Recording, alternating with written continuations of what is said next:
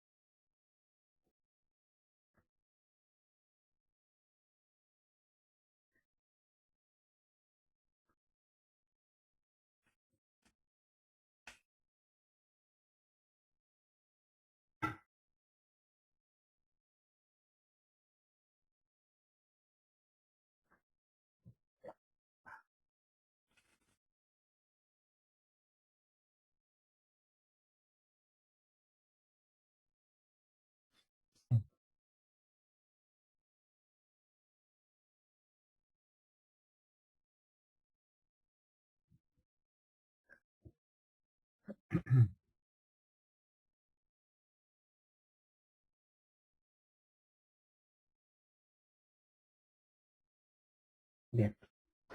Bueno, querida María, cuando quieras iniciamos la transmisión, ¿eh? Cuando vos estés lista la comenzamos. Y ya está, Lucas. Bueno, bueno, gente, les decía, bueno, bienvenidos y bienvenidas a los sobrevivientes, a los que han ido quedando, a los pocos y pocas que han ido quedando en pie para acompañar estos teóricos. Un par de cosas antes de iniciar, apenas inicié, bueno, ok, ok. Teoría generativo-transformacional alude a una teoría lingüística de un autor norteamericano que es Noam Chomsky. Desde el punto de vista de la comprensión más o menos cabal de lo que propone Verón, no es estrictamente necesario conocer la teoría de Noam Chomsky, pero podés buscar ese nombre, porque la teoría generativo-transformacional alude a ese modelo teórico. Es un modelo teórico que viene de la lingüística norteamericana y que tiene en su centro el trabajo de este señor, de Noam Chomsky. Bueno, estaba respondiendo a una consulta específica, digamos, en el chat. Les decía, ¿no? Por un lado, este es el último teórico y es un teórico especialmente dedicado, digamos, a la teoría de Eliseo Verón, que ya fue presentada la semana pasada por la profesora de Biaggi, en su teórico. Así que acerca de el contexto y las condiciones de producción que llevaron, digamos, a Verón a la generación de su modelo teórico, yo no voy a abundar especialmente, ¿eh? Me voy a centrar en algunas cuestiones puntuales, ¿sí? Que nos interesa a nivel de cátedra, que nos interesa subrayar. En ese sentido, recuerden, si bien probablemente algunos de ustedes, ojalá que estén alcanzando la promoción directa, y sería buenísimo, obviamente, para ustedes lograr poder promocionar el espacio directamente ahora, antes de fin de año. En ese sentido, recuerden que los desarrollos de los teóricos tienen que ver con subrayar conceptos, ideas, premisas, desarrollos, que luego son también especialmente importantes para quienes se presentan a rendir en condición de estudiantes regulares o en condición de estudiantes libres. ¿Sí? Recuerden eso, digamos, ¿no? Que los énfasis, los subrayados que hacemos en estos encuentros teóricos tienen que ver sobre todo con aquellas cuestiones que sí o sí ingresan sobre todo en lo que es la etapa de exámenes finales, regulares y libres. Sí, por supuesto, se puede, si preguntan si se puede presentar a rendir fines de noviembre, principios de diciembre, efectivamente, ese sería el primer llamado, el primer turno de examen, que si ustedes quedan regulares o en última instancia, si quedan libres pero sienten que pueden presentarse de todas maneras, que están al día con las lecturas y demás, por supuesto que pueden hacerlo. ¿Sí? Entonces, un poco, no todo, pero buena parte de lo que compartimos acá en los teóricos sincrónicos tiene que ver con eso, tiene que ver con, repito, con enfatizar, con subrayar cuestiones que luego generalmente se preguntan en los exámenes finales. Más allá de que, por supuesto, también estamos hablando para los que promocionan, sin duda, ¿no? Em, bueno, eso por un lado. Por otro lado, recuerden que lo que voy a desarrollar hoy, inmediatamente, se referencia en algunos textos de Eliseo Verón que están en la bibliografía de cátedra. Recuerden siempre poner en diálogo las clases teóricas y por supuesto los prácticos, pero poner en diálogo las clases teóricas. Querida Luciana, perdón, ¿no? Luciana Bonfil pregunta si hay alguna exigencia técnica para rendir virtualmente los finales. Bueno, sí van a tener que estar atentos, por lo menos en este turno, porque es bastante probable que esas definiciones se van a estar tomando más cerca de los de la fecha de examen, pero es bastante probable que los exámenes sean con una modalidad mixta. Repito, esto es algo que van a necesitar estar atentos, prestarle atención cerca de la fecha de examen que les interese usar, ¿no? Cerca de la fecha de examen en la que les interese presentarse. Pero es bastante probable que los turnos de noviembre y diciembre finalmente sean mixtos, es decir, que va a estar la posibilidad de rendir la asignatura de manera presencial y de concurrir a sede para poder rendir allí, y también va a estar la posibilidad de rendir de manera virtual. ¿Sí? E insisto con esto, presten atención más cerca de la fecha de examen a las comunicaciones de la facultad al respecto. ¿Sí? En el caso de la modalidad de examen virtual, supone, digamos, que para el alumno que rinde de manera virtual, lo que se requiere es que tenga conexión a internet, que tenga, digamos, la posibilidad de conectarse a internet durante el periodo de tiempo en el que transcurre el examen, que suelen ser entre que ustedes dan la asistencia, presentamos la modalidad de examen y demás, y luego se ponen a resolver el examen, suele ser más o menos un periodo de 2 horas, no más que eso. ¿Sí? Bien, bien. De nada, Luciana. Les decía entonces, ¿no? Lo que trabajamos en los teóricos está en diálogo también, no solo con lo que ustedes trabajan en las comisiones de práctico, sino que está en diálogo con los textos que forman parte de la bibliografía de cátedra. En el caso de Eliseo Verón, sobre todo son dos textos teóricos importantes. Esto lo digo porque hay textos que tienen un sentido más bien práctico, ¿sí?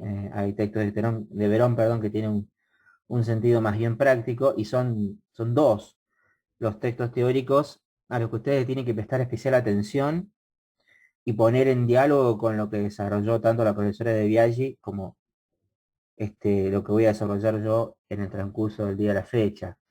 Que ya por otro lado la profesora Marilí ya los comentó. Por un lado, algunos capítulos seleccionados del libro más importante de Verón, que se llama La semiosis social.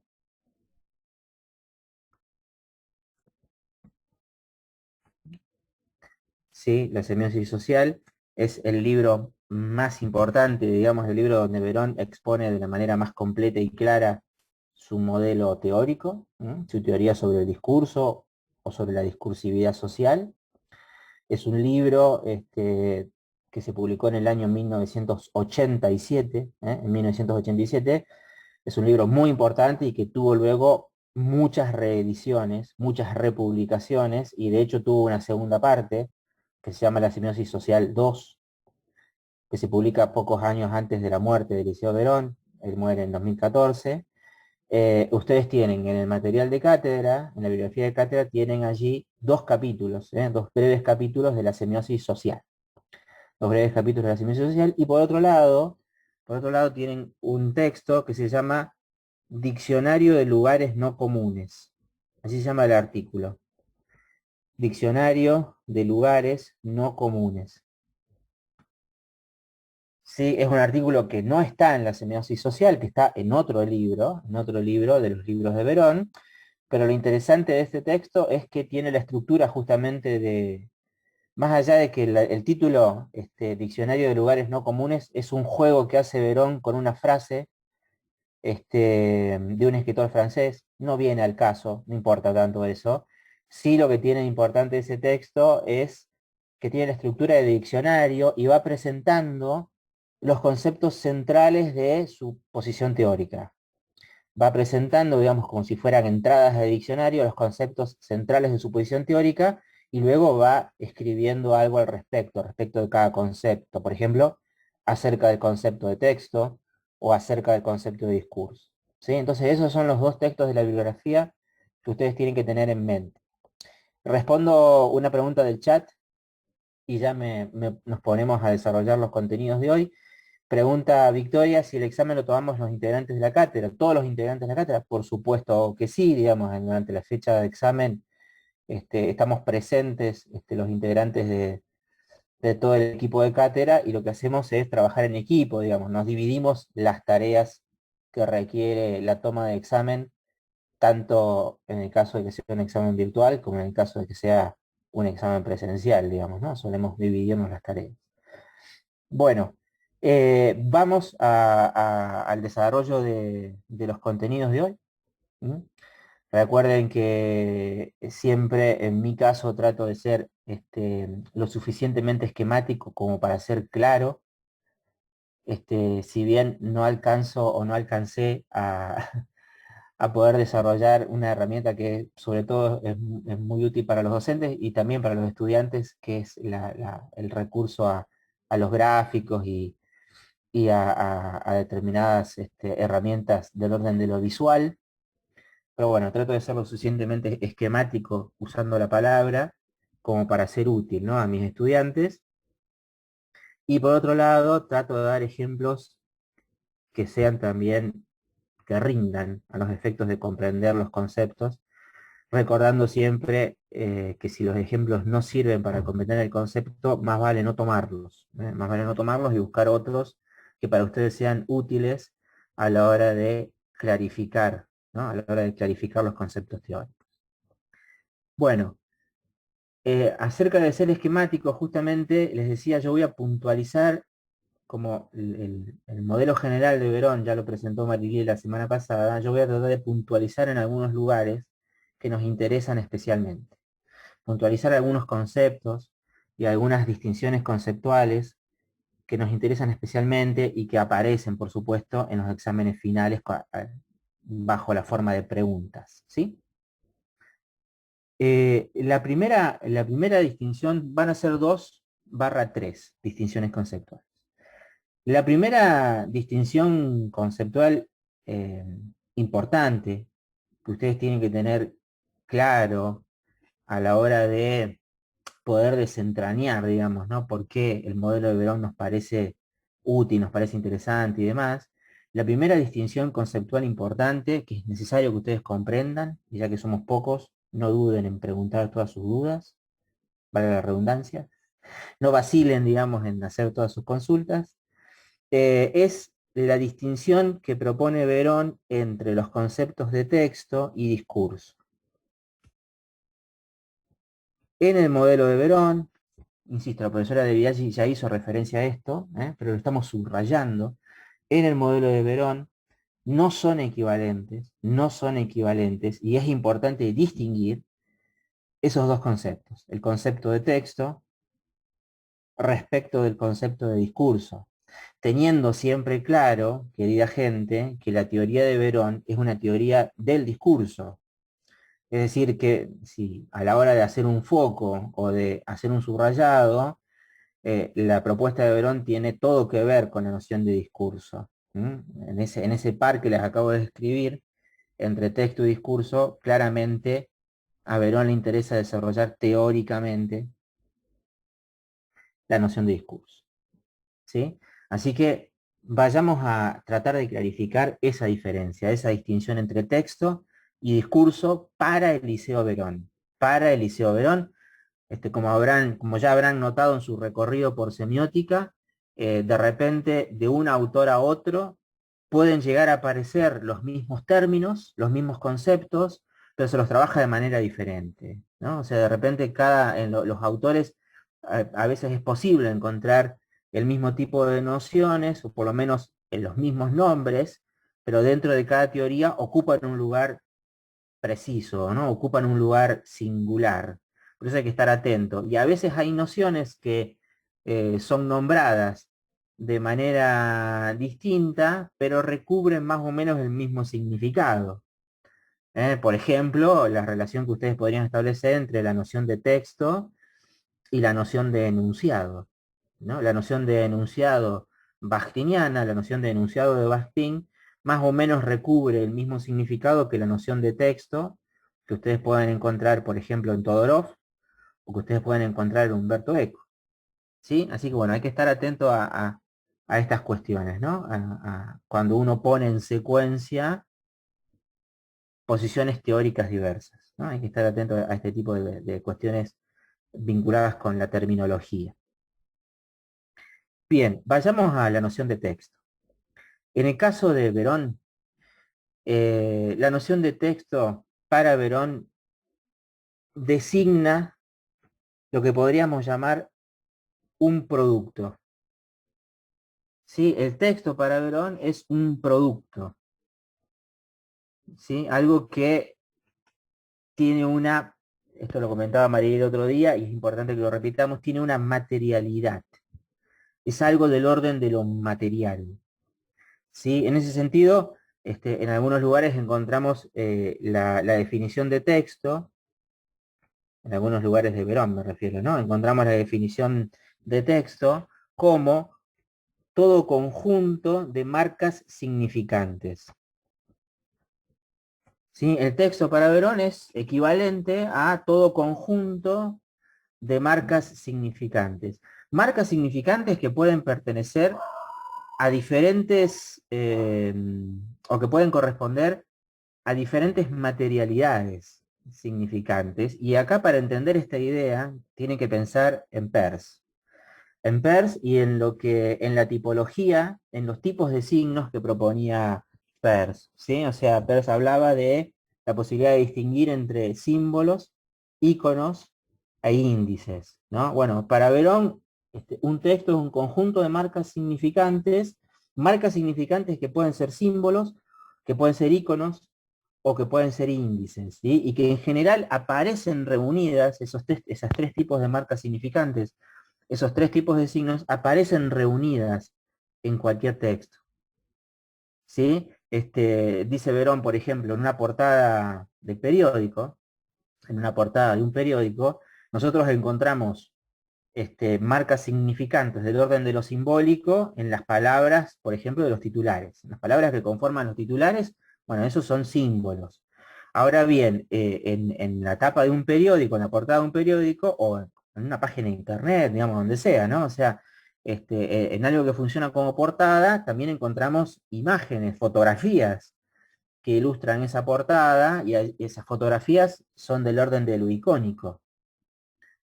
¿Se entiende? Son del orden del icónico, pertenecen a otro tipo de signo, digamos, a otro tipo de material significante, vinculado más bien a los signos que funcionan por semejanza, que funcionan por semejanza.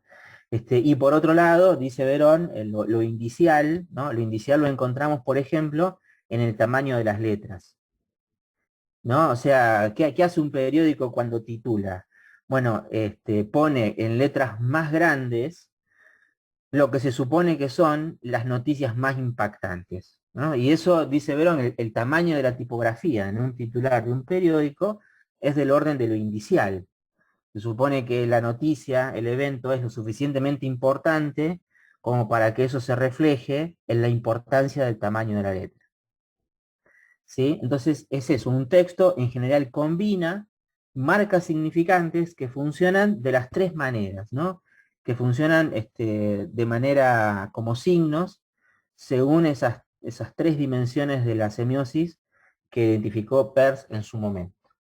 ¿Sí? Entonces, eso, un texto es un producto, es un conjunto de marcas significantes que combinan los tres niveles de funcionamiento de la semiosis. Uy, querido Lucas, me quedo un poco lejos, digamos, o sea, de lo que estás preguntando en el chat. En todo caso, digo algo como para tranquilizarte y te propongo que justo esta parte del desarrollo la rebusques en la transmisión. Porque no sé, estoy hablando, ya hice bastantes distingos. En todo caso, lo que les estaba diciendo es, voy a trabajar sobre distinciones importantes para comprender la teoría de Verón, y estamos ahora situados en la primera distinción importante, que es la distinción entre texto y discurso. ¿Sí? Acabo de tratar de ser lo más claro posible a la hora de definir el texto en el marco de la teoría de Verón, y vamos ahora a la noción de discurso. ¿Sí? Bueno, si la noción de discurso y la noción de texto para Verón se le ofrece como un producto, la noción de discurso nombra, en el marco de la teoría de Verón, lo que podríamos llamar una actividad. La noción de discurso alude o remite a una actividad, o, para citar ahora claramente la definición que da Verón, el discurso, cuando hablamos de discurso, hablamos de un proceso y no de un producto. Cuando hablamos de discurso, hablamos de un proceso de producción de sentido. Cuando hablamos de discurso en el modelo de Verón, discurso para Verón nombra una actividad de producción, ¿sí? Nombra un proceso de producción de sentido. Proceso de producción de sentido cuyo resultado son los textos. ¿Se entiende? O sea, proceso de producción de sentido que se manifiesta en determinados productos. ¿Cuáles? Los textos. ¿Sí? Los textos manifiestan, revelan, expresan el trabajo de un discurso determinado. El trabajo de un discurso determinado. Y otra vez, ¿qué es un discurso? Es un proceso de producción de sentido. Proceso de producción de sentido que para Verón siempre es social. Proceso de producción de sentido que para Verón siempre es social.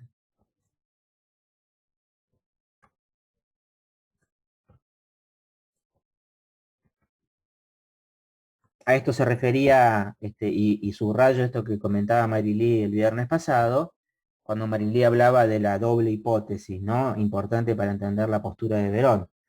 Verón dice, la primera de esas dos hipótesis centrales en el modelo de Verón es, todo proceso de producción de sentido es social. Todo proceso de producción de sentido tiene lugar en el contexto de determinadas relaciones sociales. Y como estamos en la última clase, esto lo voy a hacer yo ahora en mi desarrollo, pero ustedes no olviden que el programa de la cátedra tiene una lógica, supone una coherencia, supone una unidad.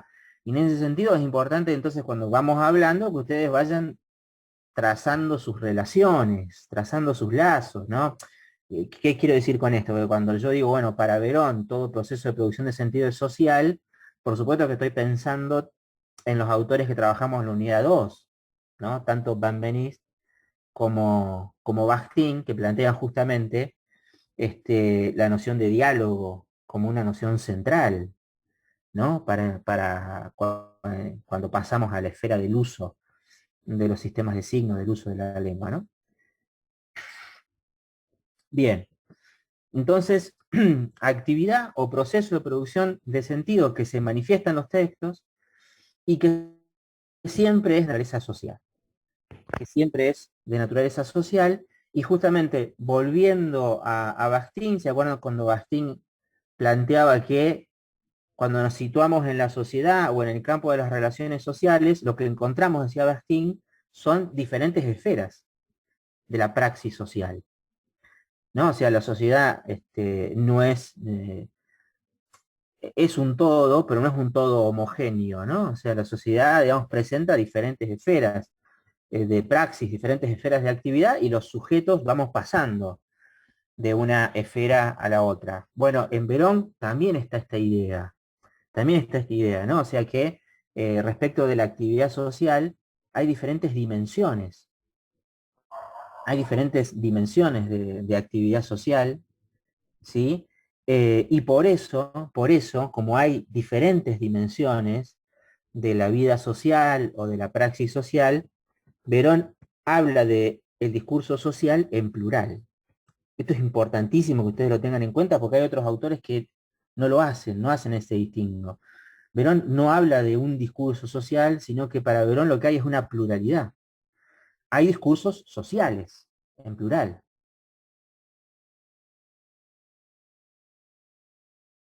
Hay discursos sociales en plural.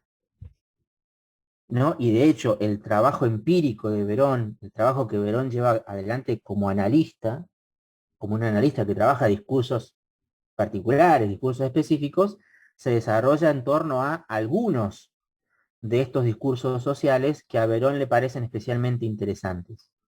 ¿Se entiende? O sea, luego Verón como investigador, como analista, bueno, se concentra en algunos discursos sociales que, insisto, que a Verón le parecen especialmente interesantes. Hay otros analistas que trabajan otros discursos, ¿sí? Por ejemplo, uno de los discursos sociales que le interesa especialmente a Verón es el discurso político. Verón como analista trabaja especialmente el discurso político. ¿Sí? Entonces, lo que tenemos es un discurso, supónganse el discurso político, que siempre está relacionado con alguna esfera de la actividad social, con alguna dimensión de la sociedad en la que ese discurso funciona. Por ejemplo, que en el caso del discurso político sería el sistema democrático de partidos. El sistema democrático de partidos funciona como esa dimensión de lo social que se asocia al discurso político, ¿sí? Y ese discurso político produce o termina manifestándose en determinados productos, que son los textos. Por ejemplo, qué sé yo, un proyecto de ley. ¿Sí? Ahí en el chat les mostré un poco cuáles son las dimensiones que están en juego en el modelo de Verón. El sistema democrático como esa esfera de la actividad social especialmente vinculada al tipo de discurso que le interesa a Verón. Luego el discurso político como ese proceso de producción de sentido que se realiza, que tiene lugar en el contexto de un sistema democrático.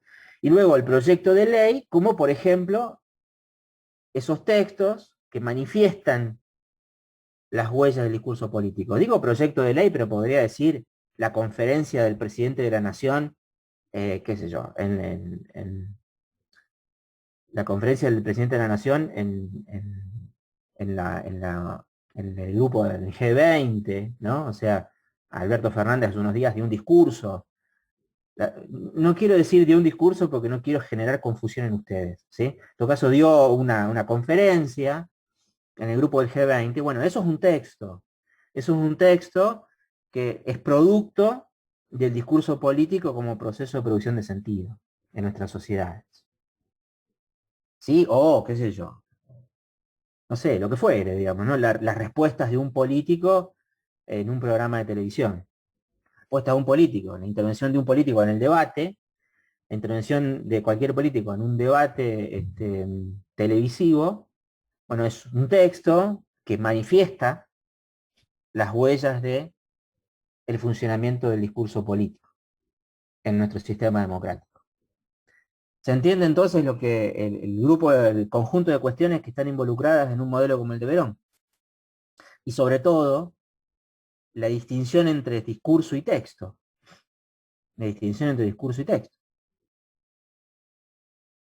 Sí, que es la que nos interesa en este momento de la clase. Otros, rápidamente lo digo, otros discursos que le interesan a Verón, para que ustedes vean cómo funciona el modelo, es, por ejemplo, lo que Verón llama el discurso de la información.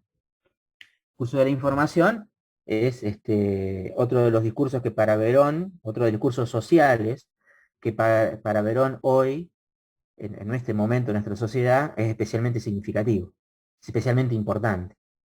¿Sí? Y allí, digamos, la esfera de la actividad social involucrada en los discursos de la información es justamente la existencia de los medios de comunicación masiva.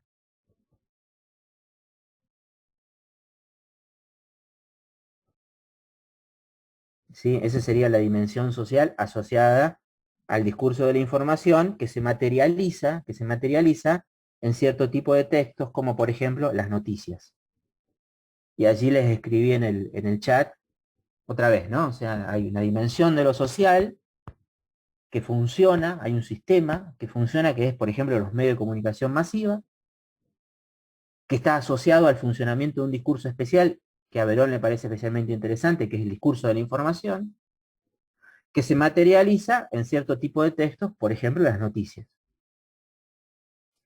Y para cerrar, en algún momento de su... Verón tiene una producción realmente extensa, digamos, y muy interesante en general. En algún momento, y estos textos ustedes lo tienen en la bibliografía de cátedra, en algún momento Verón llevó adelante investigaciones acerca de, por ejemplo, el discurso pedagógico.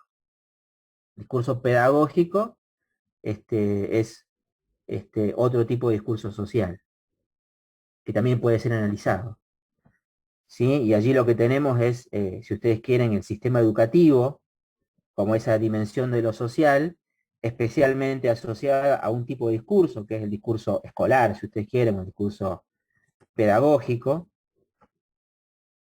y que se materializa en determinados tipos de textos.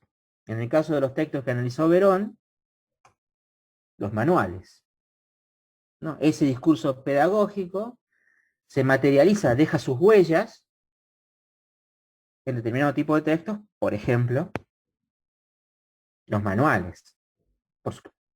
La clase de un docente también, pero Verón trabaja, digamos, con esa textualidad en un momento determinado, propone una investigación sobre los manuales escolares producidos para la educación primaria, para la educación inicial, la educación básica, quise decir, en la década del 90. En los años 90 es un trabajo de investigación muy interesante que ustedes pueden leer justamente en el material de cátedra, ¿no? En la bibliografía de cátedra ustedes encuentran allí como ejemplo la investigación que lleva adelante Verón sobre los manuales. Otra vez, sobre los manuales no, sino sobre un corpus determinado de textos para ver cómo funciona el discurso pedagógico que se manifiesta en los manuales. O sea, el objeto siempre es el discurso, no el texto. El texto es la materialidad. El texto es la materialidad donde el analista, Verón como analista, indaga el funcionamiento de un discurso. Indaga el funcionamiento de un discurso. ¿Sí? Los ejemplos se podrían multiplicar. Yo, si ustedes no tienen dudas al respecto o no tienen preguntas, voy a seguir adelante. Pero los ejemplos se podrían multiplicar. Otro ejemplo que se podría dar sin generar demasiado problema, por ejemplo, el discurso científico. El discurso científico, en un contexto como el nuestro, por ejemplo, como el que estamos atravesando desde hace 2 años, el discurso científico es un discurso socialmente muy relevante desde que estamos lidiando con esta pandemia, por ejemplo. ¿Mm?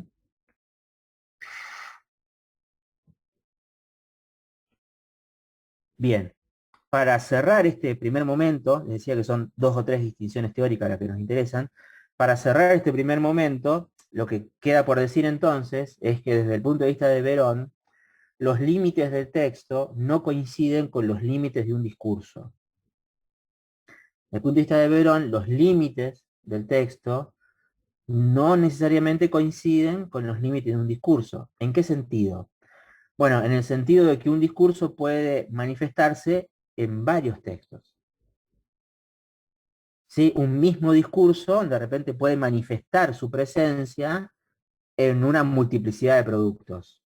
Recién les decía, el discurso pedagógico está presente en los manuales, pero también en las clases de un docente, o en las preguntas que hace para un parcial, o para un trabajo práctico.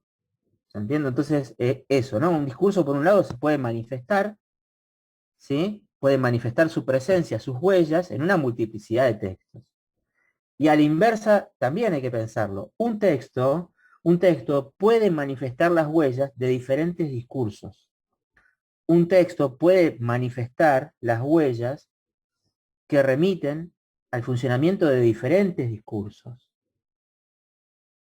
Sobre todo lo que trabaja Verón es la presencia en determinados de textos de huellas que remiten al funcionamiento de dos discursos que trabajan en simultáneo. Perón dice, cuando un político está en la televisión, lo que dice ese político tiene que ver con el discurso político, pero también tiene que ver con el discurso de la información.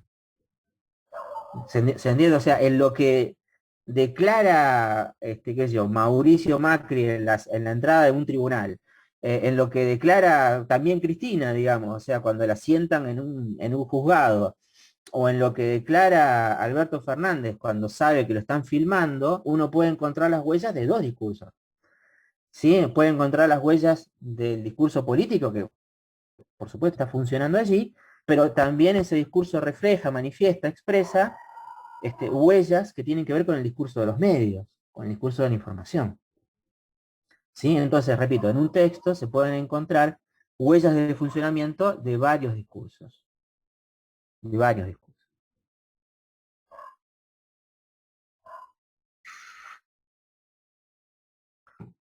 Bueno, a pesar de que somos pocos, estoy súper entusiasmado. Como verán, el modelo de Verón a mí me parece especialmente rico, especialmente útil para trabajar, digamos, cómo funciona la comunicación en la sociedad. Así que bueno, hoy estoy especialmente entusiasmado. Bueno, ahora bien, la propuesta,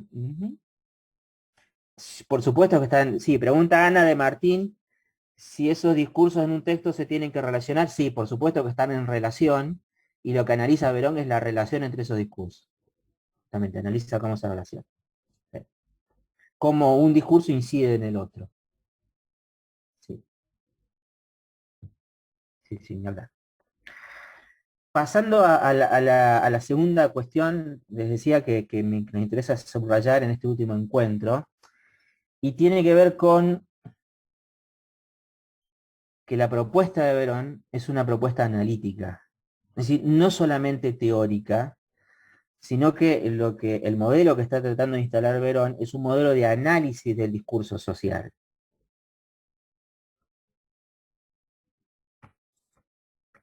Esta es la segunda cuestión importante, la segunda distinción que hay que tener clara. Por supuesto que hay muchas otras cosas que se podrían trabajar, no estoy diciendo que solo esto, ¿no? Pero esta es la segunda cuestión que a los integrantes de la cátedra nos interesa subrayar, que el de Verón es un modelo de análisis, porque, por ejemplo, modelos como el de Saussure o el de Peirce son fuertemente teóricos. Por supuesto que se pueden usar después para analizar cómo funcionan los signos en la sociedad, pero es un trabajo que tenemos que hacer nosotros, para llevar esos conceptos a tratar de resolver cuestiones empíricas. En cambio, en el caso de Verón, no. En el caso de Verón, el modelo de Verón es un modelo teórico, pero que busca generar herramientas para el análisis. ¿Sí? Entonces, la propuesta de Verón tiene que ver con el análisis de los discursos sociales.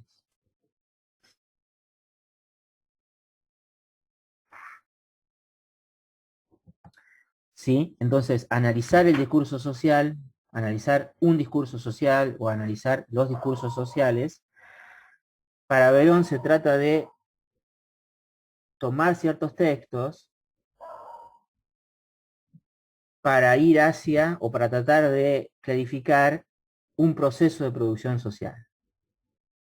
¿Sí? Tomar ciertos textos para clarificar un proceso de producción social del sentido.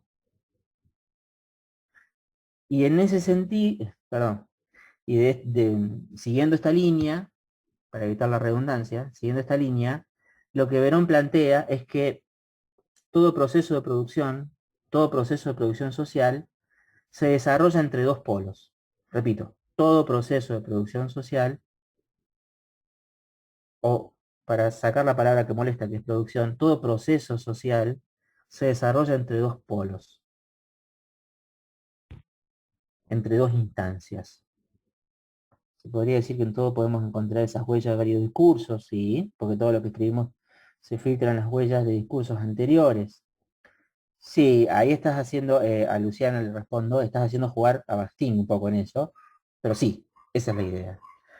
Lo que pasa es que el analista elige, presta atención a ciertas huellas más que a otras, por ejemplo, porque le interesa más el discurso político que el discurso de los medios, o a la inversa, porque le interesa más analizar el discurso de los medios que el discurso político. ¿Sí? Esas son decisiones del que analiza, del analista. Les decía, todo proceso de producción se desarrolla entre dos instancias, y esas dos instancias son la producción y el consumo. Esas dos instancias son la producción y el consumo. Acá tengo poco tiempo, entonces no lo voy a hacer, pero acá vendría bien usar una metáfora, porque en lo que está pensando Verón es en cualquier proceso de producción de bienes. En cualquier proceso, o sea, Verón está pensando no solo en la producción de textos, sino en cualquier proceso de producción de bienes. Entonces, acerca de cualquier bien material, vos encontrás que esa producción se desarrolla entre dos polos, entre la producción de la zapatilla y el consumo de la zapatilla. No sé si se entiende. O sea, porque acá lo que está en juego es analizar cómo se producen socialmente cualquier bien. Los textos y el sentido son un tipo muy particular de bien, que son los famosos bienes simbólicos. Es decir, son bienes que funcionan como signos, ¿no? Las palabras, los textos, los enunciados, son bienes, son cosas que funcionan como signos. Pero en una sociedad no solo se producen ese tipo de bienes, que son bienes simbólicos, sino que hay otros bienes a los que se les llama bienes materiales. En la sociedad no solo intercambiamos signos, sino que intercambiamos, producimos bienes materiales. Zapatillas, vestimenta, ¿sí? Automóviles. Otra cosa interesante que dice Verón es toda dimensión social, o en todo caso todo hecho social, por ejemplo la producción de una zapatilla, es en alguna de sus dimensiones un hecho semiótico. Eso es muy interesante que dice Verón. Todo hecho social tiene una dimensión significante, presenta una dimensión significante. Es decir, que hasta la producción de una zapatilla en algún punto también involucra el sentido, también involucra, digamos, algo del orden de la comunicación. No es lo mismo, digamos, presentarse a una fiesta con alpargatas que con zapatos que salen 20.000 pesos, que con una zapatilla toda gastada. No, o sea, hay algo, digamos, ¿no? En la zapatilla que uno se pone, en la zapatilla que uno usa, del orden del orden de lo semiótico, ¿no? Y ahí entendemos cuando Verón dice todo hecho social es en alguna de sus dimensiones significante. En alguna de sus dimensiones también estamos comunicando algún tipo de significado. Digo, hasta en las zapatillas que elegimos comprar o hasta en las zapatillas que las empresas nos venden. Y ahí está todo el juego del marketing y del packaging y demás, ¿no? Claro, las empresas se mueven en base no solo a gustos sociales, sino más bien en base a representaciones sociales. Por eso la idea de instalar una marca es algo del orden de lo semiótico. ¿Qué significa instalar una marca? ¿No? Bueno, eso es algo del orden de lo semiótico que está asociado a la producción y al consumo de determinados bienes materiales. Cerrado el paréntesis, que marca un poco el contexto en el que está pensando Verón, cerrado el paréntesis, repito, todo proceso social se desarrolla entre estos dos polos, la producción y el consumo. Por eso, dice Verón, todo discurso social se puede analizar con referencia a sus condiciones de producción. Todo discurso social se puede analizar con referencia a sus condiciones de producción, ¿sí? O bien se puede analizar con referencia a sus condiciones de consumo. Solo que cuando tiene que hablar de consumo, no usa esa palabra. Verón dice, todo discurso se puede analizar con respecto a sus condiciones de reconocimiento.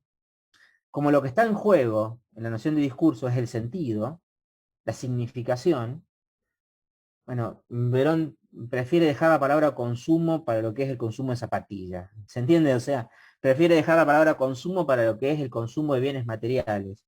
Y cuando se trata de discursos, habla de reconocimiento. Habla de reconocimiento. ¿Sí? Acá, por supuesto que ustedes podrían encontrar otras palabras que recurran en estos dos polos. En lugar de producción, podrían hablar de emisión. ¿Se acuerdan, no? De emisión. O de enunciación, ¿no? En la posición del locutor.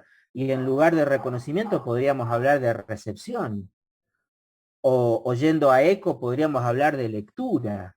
Bueno, las categorías que elige Verón, porque cree que son las categorías más adecuadas a su modelo, son esas dos. ¿Se entiende? No habla de emisión, habla de producción. Porque tiene que ver con el modelo teórico que está tratando de construir. ¿Se entiende? No habla de emisión, habla de producción. ¿Sí? Ahí hay que tener cierta paciencia, uno como estudiante, y por otro lado cierta precisión, digamos, ¿no? Porque por algo eligen los términos que eligen. ¿Sí? Insisto, él podría haber hablado de emisión, bueno, probablemente sí, pero ese término claramente no encaja bien con sus fundamentos teóricos. Como su mirada es más materialista, elige hablar de producción. ¿Sí? Y por otro lado, ¿podría hablar de recepción? Bueno, probablemente sí, pero la palabra recepción orienta hacia otros modelos teóricos con los cuales él no quiere saber mucho. Entonces, elige reconocimiento, elige hablar de reconocimiento. ¿Sí? En ese sentido, uno como estudiante tiene que aprender a moverse en ese conjunto de términos que están muy vinculados, pero que no son estrictamente iguales. No son estrictamente iguales, están muy asociados. ¿Sí? Entonces, repito, el análisis de los discursos sociales para Verón se puede realizar por remisión a esas dos polos, a esas dos esferas, a esas dos instancias, la instancia de la producción o la instancia del reconocimiento. De hecho, dice Verón, y acá obviamente que se van a acordar de Peirce, porque lo que hay acá es una tríada, una tricotomía. El profe dice obviamente, bueno, ojalá se acuerden de Peirce. Lo que Verón plantea es justamente que el proceso de producción de sentido se desarrolla entre determinadas condiciones de producción, el discurso que surge de esas condiciones de producción y las condiciones de reconocimiento en las que ese discurso es interpretado, en las que ese discurso es recibido, leído. ¿Sí? Lo que hay en juego acá es un sistema de tres lugares, de tres instancias: condiciones de producción, el discurso que resulta de esas condiciones de producción y las condiciones de reconocimiento en las que ese discurso recibe una interpretación, ¿no? Recibe una lectura. ¿Sí?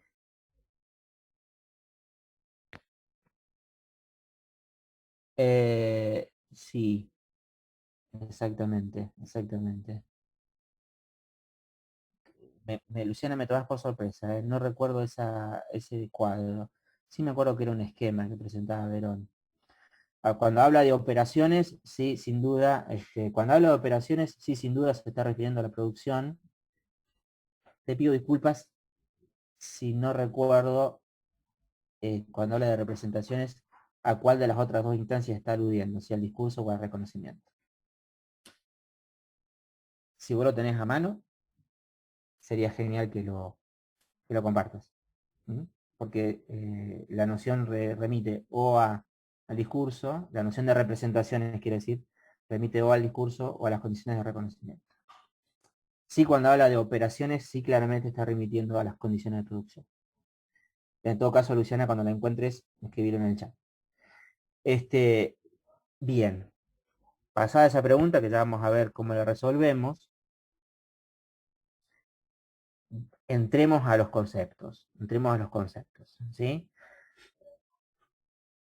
Si nos metemos, ¿sí? Si pensamos en las condiciones de producción, dice Verón, lo que encontramos en las condiciones de producción de un discurso son determinadas reglas de generación de ese discurso.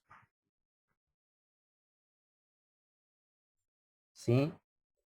Cuando nos involucramos, digamos, cuando enfocamos las condiciones de producción de un discurso, lo que encontramos son determinadas reglas de generación de ese discurso.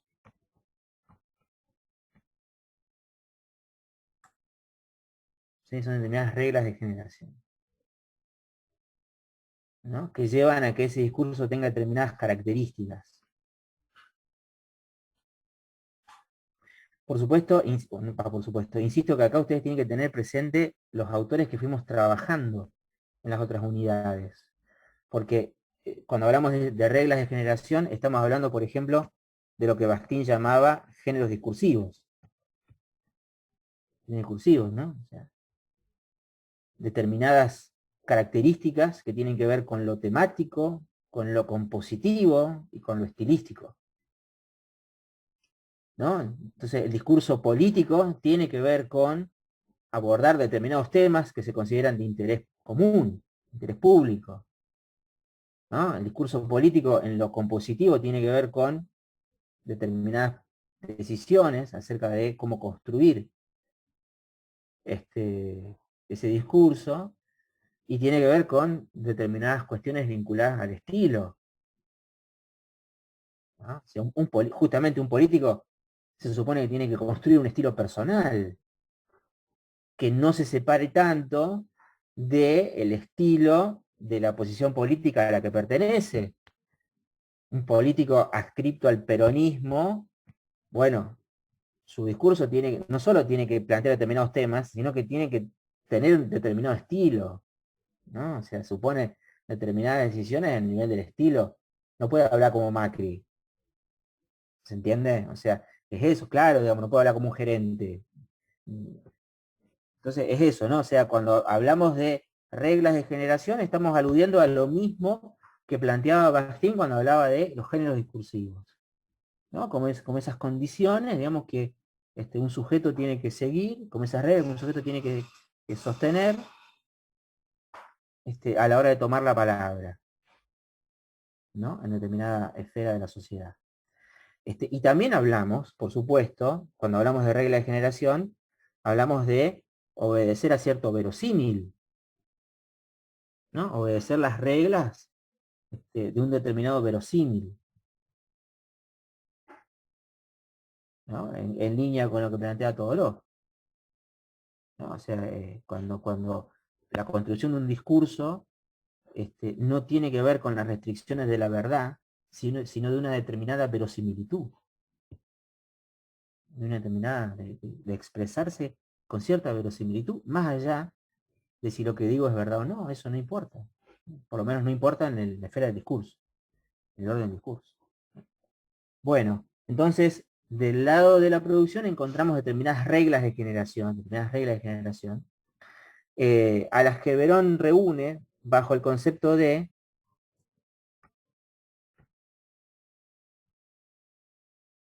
Luciana acaba de compartir un archivo PNG.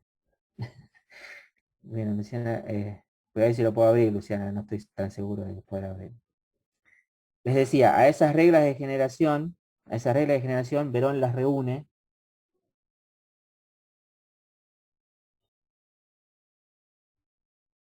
Perón las reúne bajo el concepto de gramática de producción. El discurso político presenta una determinada gramática de producción. Esto resuena con... sí, esto resuena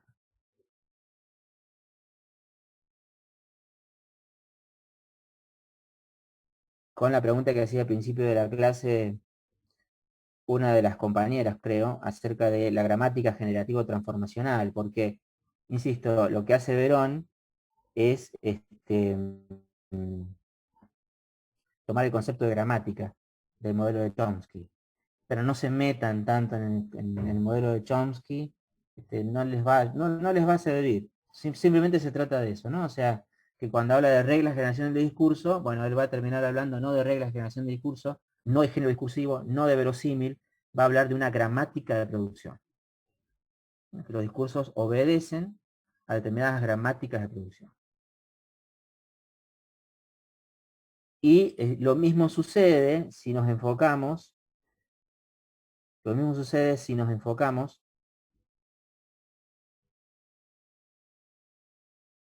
en, en la dimensión o en la instancia del reconocimiento. El reconocimiento de un discurso, si ustedes quieren, la interpretación de un discurso, también está determinado por ciertas reglas de lectura. La interpretación de un discurso también está determinado por ciertas reglas de lectura.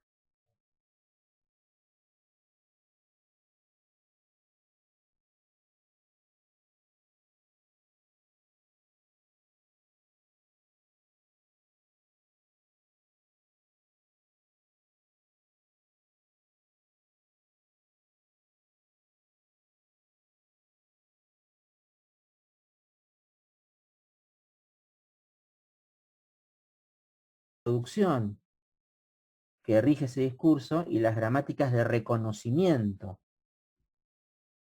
a partir de las cuales ese discurso es interpretado. Sí, Elizabeth, por eso, ¿no? Si hay algo que el modelo de Chomsky no considera es la dimensión social. Por eso les digo que no les conviene meterse tanto allí. El modelo de Chomsky, no tiene nada que ver con lo social. Así que, por eso les digo, simplemente nos sirve nada más esta idea de que Verón toma de Chomsky, ¿qué cosa? El concepto de gramática. Nada más. ¿Sí? La noción de gramática. Entonces, les decía, analizar un discurso social supone poder deslindar la gramática de producción que funciona en la producción de ese discurso y las gramáticas de reconocimiento que se aplican, que funcionan en la interpretación de ese discurso. Le quiero aclarar a Luciana Bonfil que acabo de abrir el cuadro. Yo les recomendaría que no le presten tanta atención. Es un cuadro que no ayuda tanto. En el caso del cuadro que acabas de presentar, Luciana, la noción de representación está asociada más bien a lo que llamaríamos condiciones de producción. Yo les recomendaría que no le presten tanta atención. ¿Sí? En todo caso, después, si quieren, hacemos un paréntesis y lo hablamos. Bien. Ahora, la segunda distinción que me está interesando dejar sentada acá en este segundo momento de la clase es la distinción entre producción y reconocimiento. Esa es la segunda distinción importante, ¿no? La distinción que el análisis de los discursos sociales supone confrontarse con esos dos polos. Con el polo de la producción, con la instancia de la producción, y con la instancia del reconocimiento. Y, para cerrar este segundo momento, lo fundamental a tener en cuenta es que para Verón lo que sucede en producción nunca es equivalente a lo que sucede en reconocimiento. Repito, para Verón lo que sucede en la producción de un discurso nunca es equivalente a lo que sucede en el reconocimiento. Perón dice, si nos situamos en la producción de un discurso, no podemos tener seguridad acerca de lo que va a pasar con la recepción de ese discurso, con la lectura de ese discurso. ¿Sí? Verón dice, lo que hay entre producción y reconocimiento, lo que hay entre emisión y recepción, siempre es, dice Verón, un desfasaje. Hay un desfasaje que es constitutivo de la comunicación humana. Para Verón, hay un desfasaje que es constitutivo del funcionamiento de los discursos, que es, las reglas de generación de un discurso nunca son totalmente equivalentes a las reglas que se aplican en la lectura de ese discurso. La producción, entre producción y reconocimiento hay un desfasaje. Hay un desfasaje. Un poco a eso alude Umberto Eco en el texto sobre el lector modelo.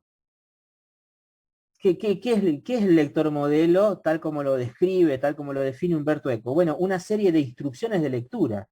¿Instrucciones de lectura para qué? Ustedes dirán, bueno, ¿por qué, digamos, el autor de un texto construye un modelo de lector, ¿no? Un conjunto de instrucciones de lectura que llevarían al lector a una buena interpretación, a una buena lectura del texto? Bueno, porque justamente se trata de conjurar ese desfasaje.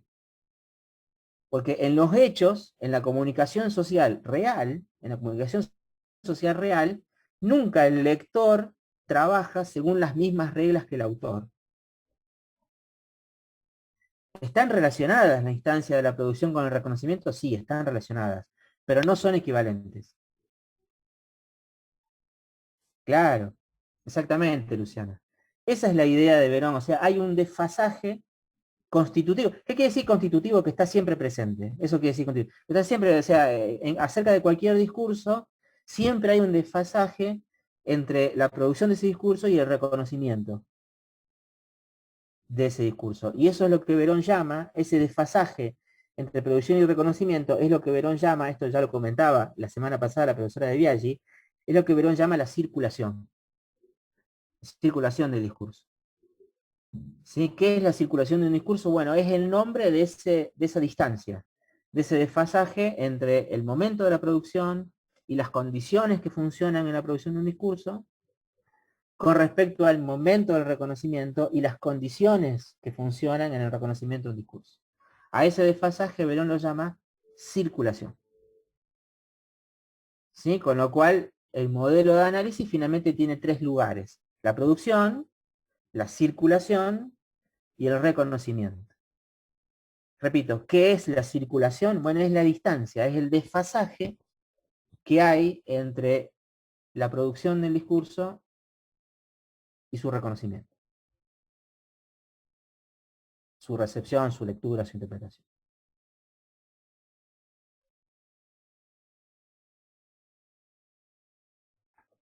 De alguna manera, como verán, la idea de un lector modelo es cómo el autor trata de conjurar esa distancia.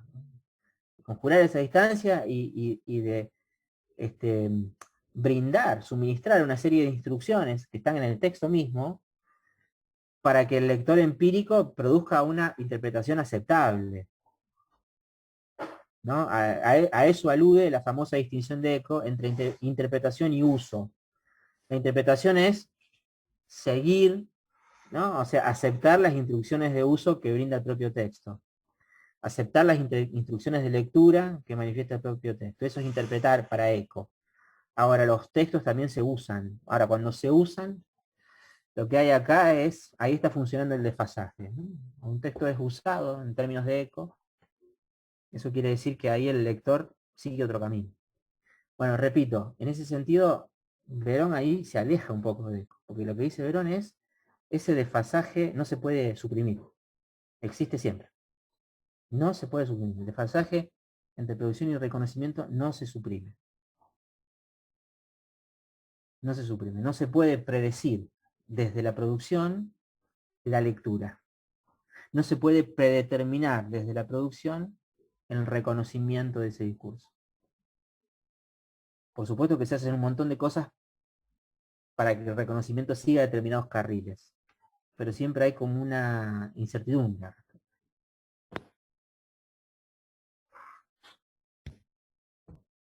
Yo ya paso al tercer momento del encuentro. No sé si quieren hacer alguna pregunta sobre este momento.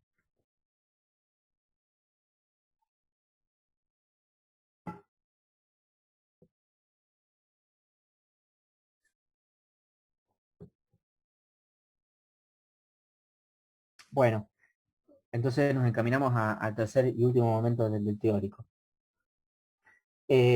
Una cosa que sí les queríamos comunicar, estuvimos hablando con la profesora de Biaggi acerca de la posibilidad de nosotros como docentes de los teóricos de dar alguna suerte de consulta. Lo que sucede en general con esos espacios que de repente una cátedra abre, que son los famosos horarios de consulta o espacios de consulta, es que a veces los profes nos quedamos bastante solos en esos momentos. No, como que no, bueno, no aparecen los estudiantes y demás. Pero es cierto también que a veces hay estudiantes que lo necesitan. Entonces, en ese sentido, lo único que les quiero decir ahora, porque es nuestro último encuentro, que estamos viendo la posibilidad de instrumentar algún día en el que de repente yo pueda estar conectado de manera virtual para aquellos que necesiten hacer consulta, pero vamos a tratar de armar esa consulta de manera tal que sea útil, tanto para ustedes como para nosotros. De repente abrir un foro y que en ese foro se publiquen 10 preguntas y no más de 10 preguntas vinculadas con lo que querían consultar. Y de repente armar una consulta ya sabiendo la pregunta que ustedes quieren hacer, por ejemplo. ¿Sí? Pero bueno, eso, ¿no? O sea que de repente a través del aula de teórico probablemente implementemos específicamente eso, una consulta que sea productiva, ¿no? Que sea productiva en el sentido de repente si dice el profe, el viernes estoy conectado de 12 a 1, bueno, y de repente voy a estar yo y mi alma, digamos, conectados, digamos, porque no se van a conectar los demás. Así que bueno, eso, ¿no? O sea que por ahí les va a llegar un mensaje a través del aula virtual, del aula de teóricos, que tenga que ver con eso, con la posibilidad de implementar una consulta. ¿Puede volver a repetir en qué se relaciona producción y reconocimiento con lo de eco? ¿En qué se relaciona? Otra vez, la noción de lector modelo de eco, que para esto tienen que tener ya clarísimo, y yo supongo que ya lo tienen, que el lector modelo no nombra a una persona, sino que el lector modelo, o sea, el lector modelo es diferente de los lectores empíricos, diferente de los lectores reales. El lector modelo es una construcción textual. Y el lector modelo es esa construcción textual por la cual, o a través de la cual, el autor de un texto genera una suerte de instrucciones de lectura. Funciona como una serie de instrucciones de lectura para producir la interpretación que el autor de ese texto espera, prevé para su texto. Ahora, esta idea, ¿no? Que es muy productiva, digamos, eso es verdad, digamos, en los textos los autores construyen un modelo de lector, ¿no? Ahora bien, digamos, de alguna manera esta idea del lector modelo tiene que ver con conjurar esa distancia, con conjurar, o sea, ¿qué quiere decir conjurar? Con, de alguna manera, achicar esa distancia entre producción y reconocimiento. Entonces, ¿cómo achico ese desfasaje? ¿Cómo trato de eliminar ese desfasaje? Bueno, a través de un lector modelo, ¿no? En la construcción de un lector modelo, que son una serie de instrucciones de lectura. Por las cuales, digamos, qué sé yo, el autor me dice que estoy leyendo una novela y no una noticia, ¿sí? O sea, aporta una serie de instrucciones que llevan al lector a generar una lectura acertada, adecuada del texto. Bien, eso en el caso de relacionar eco con la propuesta de Verón. Lo que sucede es que lo que dice Verón es, por más lector modelo sería, no lo dice Verón en esos términos, pero la idea es, a pesar de eso, a pesar de todo, el desfasaje no se puede eliminar. El desfasaje siempre existe. ¿Sí? Lucas pregunta, el lector para consultas, dice Mari. Bueno, es una buena sugerencia. Y Lucas pregunta, ¿el lector modelo es lo mismo que el sujeto ideal para Marx? ¿Es una herramienta idealista? Sí, Lucas, pero yo a los fines de un teórico donde trato de ser esquemático no iría tan lejos. Pero sí, tiene cierta relación. Bueno, les decía, el último momento de la clase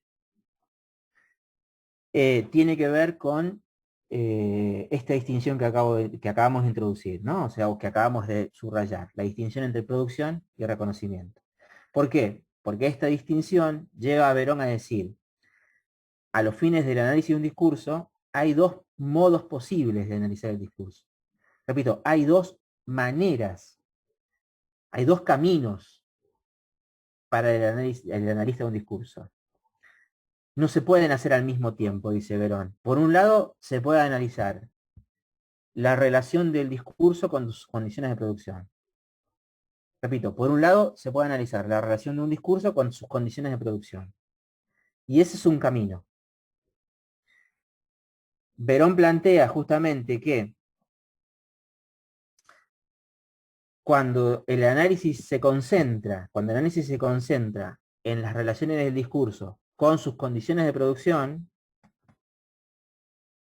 cuando el análisis se concentra en las relaciones del discurso con sus condiciones de producción, en ese momento lo que el análisis está revelando es lo que Verón llama la dimensión ideológica del discurso. ¿Sí? Analizar las relaciones de un discurso con sus condiciones de producción es analizar lo que Verón llama la dimensión ideológica de un discurso. No, esta sonrisa es, como verás, Lucas, Verón tiene en mente a Marx cuando está hablando de esto. Pero por eso digo, pero no llevaría las cosas tan lejos, pero sí, tiene que ver con una propuesta como el marxismo. ¿Sí? Ahora, lo que dice Verón no es que los discursos tienen una ideología, o en todo caso eso no le importa tanto. Lo que le interesa a Verón, lo que plantea Verón es que los discursos tienen una dimensión ideológica. ¿Sí? Los discursos manifiestan las huellas de ciertas condiciones de producción. Los discursos manifiestan las huellas de ciertas condiciones de producción. Y analizar esas huellas, analizar las huellas que dejan las condiciones de producción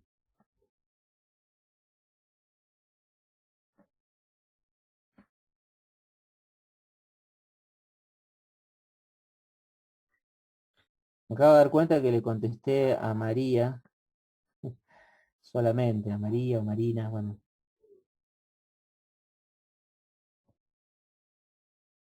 Lo voy a cambiar, discúlpenme. A María, perdón. Entonces les decía, el análisis entre perdón María, te contesté solamente a vos en el chat, en lugar de escribir para todos los estudiantes. Analizar entonces las relaciones del discurso y sus condiciones de producción supone analizar la dimensión ideológica de los discursos.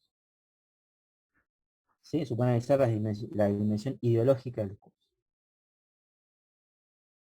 ¿Qué es lo ideológico de un discurso para Verón? Otra vez, las relaciones de un discurso con sus condiciones de producción.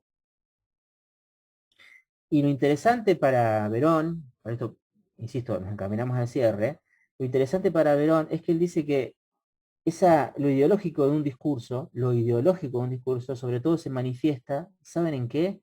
En la enunciación. No tanto obviamente que se manifiesta en el enunciado sin duda, pero se manifiesta para Verón sobre todo en la enunciación. Por eso la profesora de Viaggi decía, Verón también tiene muy presente en los análisis que hace Benveniste sobre la enunciación. Verón dice, esa dimensión ideológica del discurso se manifiesta sobre todo en la enunciación de los discursos, en el nivel de la enunciación. Doy los ejemplos rápidos, porque creo que son claros. Pero, por ejemplo, dice Verón,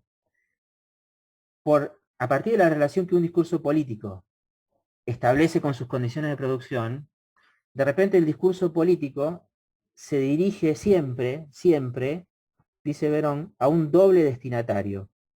Eso es lo que le pasa al discurso político. Dice, no, el discurso político, en el plano de la enunciación, tiene un doble destinatario. Y el político cuando habla, tiene que tener presente la lectura que pueden hacer esos dos destinatarios, que se ubican en lugares opuestos. Dice Verón, un discurso político siempre tiene, y acá no estoy hablando del partido de la persona que cité hace un rato, ¿no? De Macri. Dice Verón, el discurso político se dirige al mismo tiempo se dirige al prodestinatario, es decir, a un destinatario que acuerda con la posición política del que habla, sino que al mismo tiempo se dirige a un contradestinatario. ¿Sí? O sea, eso significa que las condiciones de producción determinan el discurso. Por ejemplo, que en el plano de la enunciación, el discurso político tiene que prever la lectura de dos destinatarios opuestos, que son prácticamente antagonistas, ¿no? La lectura que van a hacer sus partidarios y por otro lado la lectura que van a hacer sus adversarios. Y el político le está hablando a los dos al mismo tiempo, ¿no? A eso nos referimos cuando decimos que estudiar lo ideológico de un discurso es estudiar cómo se relaciona con sus condiciones de producción, porque un discurso político tiene esos dos destinatarios porque funciona en un sistema democrático, donde hay como mínimo dos partidos políticos, como mínimo, puede haber más, ¿sí? Entonces, y por otro lado, y Verón dice, y además dice, en nuestras democracias actuales, dice Verón, hay un tercer destinatario, que es fundamental a la hora de definir las elecciones, ¿no? Porque Verón dice, hay un conjunto cada vez más grande, cada vez más grande, cada vez más numeroso de destinatarios, que no están ni a favor ni en contra, que son los famosos indecisos. Entonces, Verón dice, hay un tercer destinatario en los sistemas democráticos actuales que Verón llama el paradestinatario. Paradestinatario porque todavía no decidió si está a favor o en contra, ¿no? Que son los indecisos, los famosos indecisos, ¿no? Entonces, otra vez, este, a partir de ciertas condiciones de producción, la enunciación de un político se construye de determinada manera, dirigiéndose simultáneamente a tres destinatarios distintos.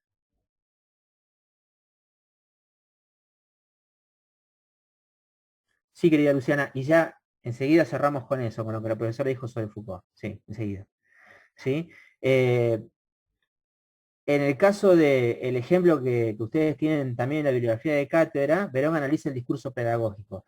Y el discurso pedagógico, como sus condiciones de producción tienen que ver con el sistema educativo, el discurso pedagógico no tiene que ver con esa triple destinación del político. Eh, el discurso político es siempre un discurso polémico, el discurso pedagógico no. El discurso pedagógico no puede ser polémico. El docente no se puede enfrentar al alumno, por así decirlo. ¿Se entiende? O sea, no puede polemizar con el estudiante y si lo hace, sale en la tele, por así decirlo. Si lo hace, los alumnos te graban, digamos, ¿no? Sale en la tele. ¿Se entiende? Estoy pensando en la profesora que se había peleado con él. Pero es eso, ¿no? O sea, si lo hace hay un ruido ahí, digamos. Está haciendo política en el aula, claro, porque el discurso pedagógico tiene otras condiciones de producción. El discurso pedagógico tiene otras condiciones de producción. Como verán, los discursos sociales se cruzan, se mezclan, obviamente. Pero bueno, Perón trata de ir analizando discurso por discurso. Y el discurso pedagógico, dice Verón, la relación básica del sistema educativo es hay alguien que enseña y alguien que aprende. Y el lugar del que enseña no es equivalente, no es igual al lugar del que aprende. Está el docente y el estudiante. Esa es la relación fundante del sistema educativo. Entonces Verón dice, el discurso pedagógico tiene, por su relación con las condiciones de producción, dos posibilidades, dos estrategias. A una de esas estrategias de enunciación, Verón la llama estrategia complementaria. Es una estrategia de enunciación complementaria. Por la cual en esa estrategia de enunciación, el docente que hace, remarca la distancia, enfatiza la distancia que hay entre su posición como docente y la posición del estudiante. Estrategia complementaria. Remarca la distancia, la jerarquía. Pero, por otro lado, dice Verón, también se puede utilizar una estrategia inversa, que es la estrategia simetrizante. Estrategia simetrizante. En la estrategia simetrizante, lo que hace el docente es tratar de acortar esa distancia. Y decir, por ejemplo, yo también fui estudiante. Los docentes hacemos eso. O sea, nos movemos entre la complementariedad y marcamos la jerarquía, y después vamos a tratar de simetrizar las relaciones. Bueno, chicos, ¿qué podemos hacer? sea, todo el tiempo es así, digamos, nos movemos entre esas dos estrategias. Ahora, esas dos estrategias, repito, de enunciación, tienen que ver con qué cosa, con las condiciones de producción del discurso pedagógico. El discurso pedagógico aparece en el contexto de una relación social que no es horizontal, es jerárquica. ¿No? Entonces, a partir de eso se construyen determinadas estrategias de enunciación y, por ejemplo, Verón las analiza cuando trabaja los manuales escolares. Verón analiza cómo hacen los manuales escolares para hablarle a los docentes, para comunicarse con los estudiantes, ¿no? Entonces, repito, por un lado, el análisis se puede enfocar en la relación del discurso con sus condiciones de producción. El otro camino es analizar las relaciones del discurso con sus condiciones de reconocimiento. El otro camino posible para el analista, insisto con esto, Verón dice que no se pueden tomar los dos caminos al mismo tiempo. O se analiza una cosa, o se analiza la dimensión ideológica del discurso, su relación con las condiciones de producción, o se analiza el discurso en relación con sus condiciones de reconocimiento. Y lo que dice Verón es, cuando se analiza la relación entre el discurso y sus condiciones de reconocimiento, para retomar lo que preguntaba Luciana recién, lo que hacemos es analizar el poder del discurso. Ya no la dimensión ideológica del discurso, sino el poder del discurso. Los efectos sociales que ese discurso produce. Otra vez, para que ustedes lo tengan claro, perdonen si soy excesivamente redundante, el análisis del discurso y sus relaciones con las condiciones de reconocimiento supone para Verón supone analizar el poder del discurso, la esfera de los efectos del discurso. ¿Sí? Efectos que, dice Verón, no van a ser iguales y van a ser diferentes según las condiciones empíricas en las que se produzca el reconocimiento. Por ejemplo, dice Verón algo que es bastante obvio, pero que está bueno decirlo. Los efectos de un discurso político varían según la clase social. ¿Sí? O sea, no es el mismo tipo de interpretación de un discurso político el que hace o la que hace una persona que vive en la capital federal que la que hace una persona que vive en Jujuy. ¿Sí? O no es el mismo efecto el que produce un discurso político cuando se trata de la interpretación que hace un sujeto de una clase social acomodada que vive en un country, que la interpretación que hace de ese discurso político una persona que vive en una villa. ¿Se entiende? O sea, los efectos del discurso varían según cambien las condiciones sociales de reconocimiento, las condiciones en las que se produce ese reconocimiento. Y eso es otro camino para el analista, es otro camino distinto, ¿sí? Y que tiene que ver con eso, con analizar los efectos reales del discurso, con analizar el poder efectivo que tiene un discurso. Lo curioso o lo interesante, y con esto cierro, lo interesante que dice Verón, bueno, pero ¿cómo se investiga esos efectos? ¿Cómo se analiza esos efectos de un discurso? ¿No? ¿Cómo se analiza las diferencias que hay entre la lectura que hace un porteño del discurso de Alberto Fernández y la lectura que hace un cordobés del discurso de Alberto Fernández? Bueno, dice Verón, para analizar los efectos, lo interesante es que las lecturas de un discurso, el reconocimiento de un discurso, siempre lleva a la producción de nuevos textos. Las lecturas que se hacen, y acá obviamente está la sombra de Peirce y la sombra de Bakhtin, ¿sí? O sea, las lecturas de un texto llevan a la producción de nuevos textos. El reconocimiento de un discurso lleva a la producción de nuevo discurso, también tiene una materialidad discursiva, ¿no? Entonces, ¿qué hay que hacer? Bueno, hay que ir a preguntar, justamente, hay que construir una herramienta para hacer hablar a los lectores de un texto, para hacer hablar a los receptores de un texto, para que construyan discursivamente su lectura. ¿Sí? O sea, en el reconocimiento de un discurso que hay más discurso. Más discurso. ¿No? O sea, y obviamente que eso tiene que ver con la idea de semiosis de Peirce. Un signo siempre produce nuevos signos. Eso es así. Eso es así. ¿No? Entonces, esa era la tercera distinción que me interesaba que ustedes tuvieran claro. O se puede analizar la dimensión ideológica de un discurso, poner en relación el discurso con sus condiciones de producción, o en todo caso se puede analizar la dimensión del poder de un discurso, ¿sí? Y en todo caso se trata de poner en relación el discurso con sus condiciones de reconocimiento. Dice Verón, siempre, dado el desfasaje que hay entre producción y reconocimiento, siempre vamos a encontrar cosas diferentes. Siempre vamos a encontrar cosas diferentes, ¿no? Se puede decir que la lectura varía según las condiciones concretas, dice, pregunta Luciana. Sí, Verón diría según las condiciones sociales de existencia. Recuerden que para Verón la semiosis siempre es social. Sí, según las condiciones sociales de existencia hay que decir. Bueno, mi clase habría concluido, habría llegado a su final. Bueno, en todo caso, para los pocos o muchos que nos han ido acompañando, agradecerles que la paciencia y haberse conectado todo este tiempo. Y recuerden que seguramente va a llegar un mensaje planteando un poco esta posibilidad de hacer consulta. Agradecer a María su acompañamiento generoso y paciente todo este tiempo. Gracias, María. De nada, Lucas.